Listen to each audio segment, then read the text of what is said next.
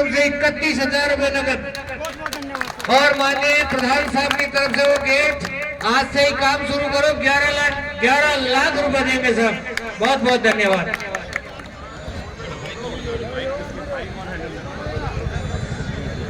भैया माइक वाले एको कम कर दो यार, भाई प्लीज, निवेदन है। हेलो, राम राम साहब, ऐसे मट्टे राम राम से काम नहीं चलेगा। राम राम साहब,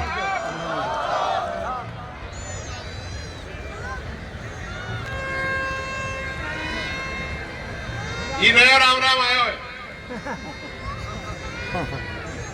आप सबको मेरा प्रणाम। राम राम भाई, पूरी कमेटी को, जितने भी महानुभाव यहाँ बैठे हैं, और भाई साहब आपने जो करो साहब की मूर्ति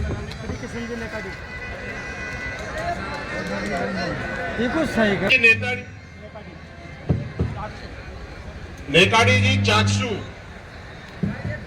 आपने कर्नल साहब की मूर्ति लगाने का जो कार्य किया है, मेरा तो मन कर रहा है मैं तो आपके पैर छू करके आशीर्वाद दे लूं। इससे अच्छा नेक काम हो नहीं सकता, नहीं हो सकता था। आप सब कड़ी धूप में बैठे हैं और मुझे बिल्कुल ऐसा लग रहा है कि कहीं पर कोई रेल की पटरी तो नहीं है आसपास, क्योंकि ये माहौल तो वही लग रहा है। कोई फर्क नहीं है। जब हम लोग कुछ बदलाव करने जाते हैं तो सब एकजुट होकर के एक इशारे का इंतजार करते हैं, और जो इशारा पहले था वही इशारा आज है। बच्चों को पढ़ा लो साहब, मुझे तेरी रंदी गिरे कुत्ता नहीं खाएंगे। बच्चे ने पढ़ा लो। और आपको मैं एक बात बताऊं, मैं अभी थोड़ी देर पहले नीचे गांव में ही था तो मेरे को टीना गुजर बिटिया मिली, 12वीं क्लास पास करी है, और मैं उनके बगल में बैठा। मैंने उनसे पूछा कि तो आगे क्या करना चाहती है, तो उसने एक मुश्त, मेरे को पता है मैं पहुंच रहा हूं, देखो यार सुधरेंगे नहीं गुजर, इसमें रोकेंगे भैया, ट्रेन नहीं है यार जो रोकनी पड़ेगी, बोल रहा हूं। रोहित साहब की बिटिया है वो, उनसे जब मैंने पूछा कि आप क्या करना चाहते हो, आगे क्या करोगे, तो बताने से पहले उसने मुझे ये बताया कि मैं दिशा से कोचिंग कर रही हूं और मैं आईएएस बनूंगी। तो आप सबको ये जोश, ये जुनून मुबारक हो। हमको ऐसे ही अपने पौधों को रोपना है, ऐसे ही अपने पौधों को सींचना है कि वो वहां जाके पहुंचे जहां पे पूरे समाज ने ये निशाना लगाया था कि एक ना एक दिन अपने किसी गांव की बेटी कलेक्टर बनेगी। कर्नल साहब तो नहीं है अब किवाड़ खुलवा करके चाय पीने के लिए, लेकिन हम सब बैठ करके नीचे पातड़ में बैठ करके पंगत में खीर जरूर खाएंगे उस दिन। मैं उस दिन का इंतजार कर रहा हूं। वो दिन बहुत जरूर आएगा, बहुत जल्दी आएगा। और ये बात मैं उन लड़कों को भी कहना चाहता हूं जो स्मार्टफोन में बैठे बैठे अपनी जिंदगी बर्बाद कर रहे हैं। भाई बदल लो अपनी जिंदगी, नहीं तो बहुत बड़ा बोझ बन जाओगे तुम अपने बुजुर्ग माता पिताओं के ऊपर। और माता पिताओं और जो छोटे छोटे बच्चों को जन्म के हुए खेलते हैं उनके साथ 3-3, 4-4 महीने से लेकर के 6 साल तक के, अपनी जिम्मेदारी हटा करके उनके हाथ में फोन मत दो, बहुत गड़बड़ हो जाएगी।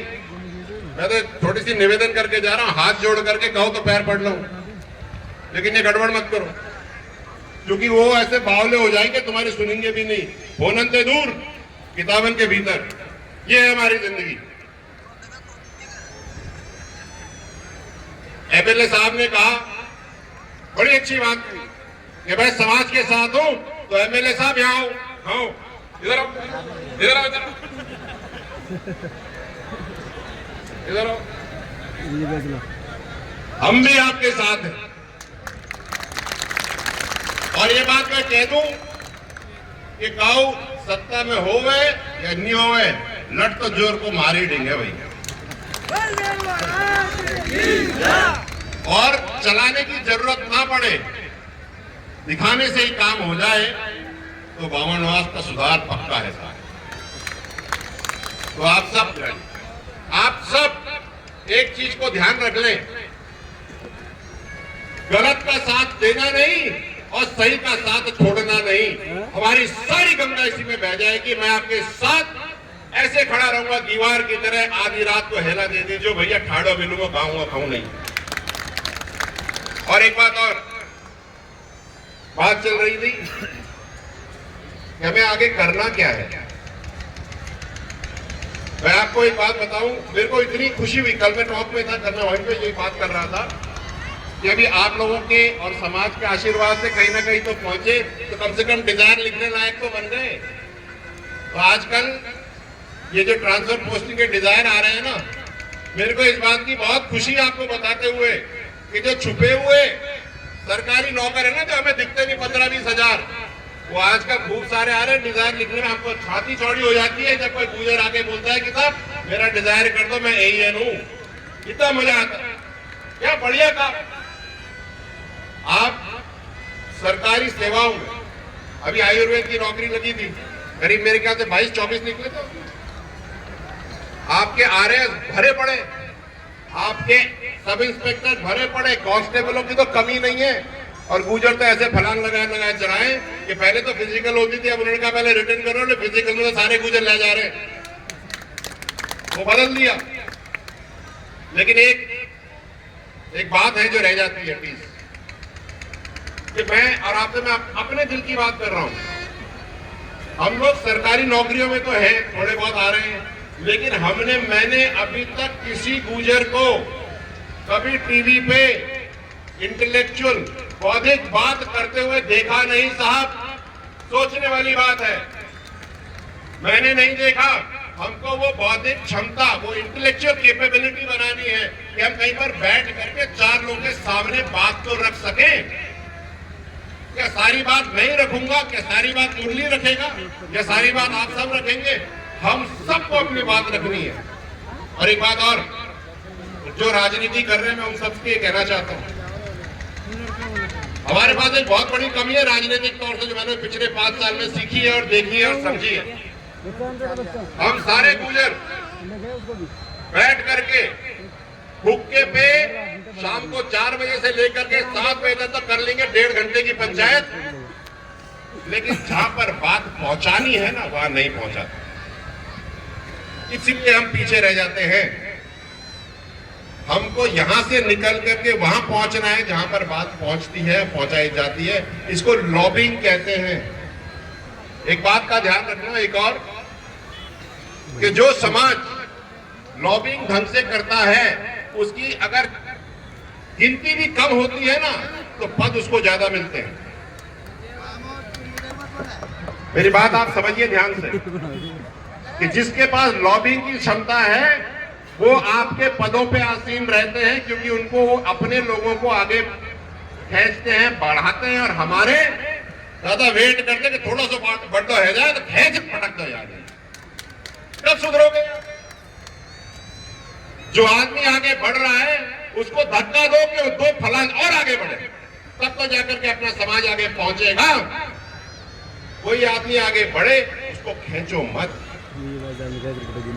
देवनारायण का मेला लगाए, आज हाथ ऊपर करके मेरे साथ प्रण करो आप सब कि हम ये काम करेंगे, हम किसी को खींचेंगे नहीं पीछे। हाथ ऊपर करो। मैं जानना चाहता हूं कि तुम मेरी बात समझ रहे हो कि नहीं, कि हम किसी को पीछे नहीं खींचेंगे, पूरे समाज के हर एक व्यक्ति को आगे धकेलेंगे, जितना आगे जाए, चाहे किसी भी संगठन का हो, कहीं का भी हो, आगे बढ़ाना, चाहे बच्ची हो चाहे बच्चा हो। मेरा तो ये निवेदन है आपसे साहब। और एक बात आखिरी, हमारे समाज में इतना प्यार है, इतना सम्मान है एक दूसरे के लिए, जिसके जो भी बाहर से आता है वो ये देखता है और वो कायल हो जाता है इस बात का। तो इस प्यार को, इस सम्मान को संगठित रखना है, एक साथ खड़े रहना है, एक दूसरे की मदद करनी है और वहां लेके जाना है जहां पे कर रहे हो साहब इस समाज को देखना चाहते थे। और हम आज प्रण करते हैं कि इस चीज को हम अपने जहन में रखेंगे।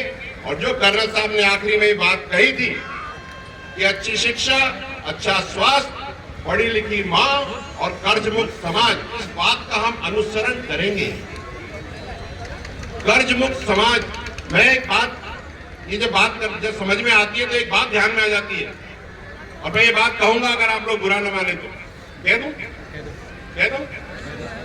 देखो साहब, ऐसा है, शादी के कार्ड तो खूब आ रहे हैं और उसके ऊपर कर रहे साहब की फोटो भी लग रही है और कहते हैं कि अच्छी शिक्षा, अच्छा स्वास्थ्य, पढ़ी लिखी माँ और कर्ज मुक्त समाज के पोस्टर में लगते हैं, उस पर फोटो लगती है। लेकिन जब अंकमाला लेने बैठते तो 2-2 करोड़ बताते, तो कहां जार मरोगे दादा, कहां जार मरोगे? गलत तो नहीं कह रहा, सही कह रहा हूं। और जिस व्यक्ति की, आखिरी टीस कह देता हूं मैं, जिस व्यक्ति की सरकारी नौकरी लग गई है और उसकी पहले से शादी हो रखी है, भैया पहले वाली ये मत छोड़ो यार, तुम्हें कीड़ा पड़ेंगे।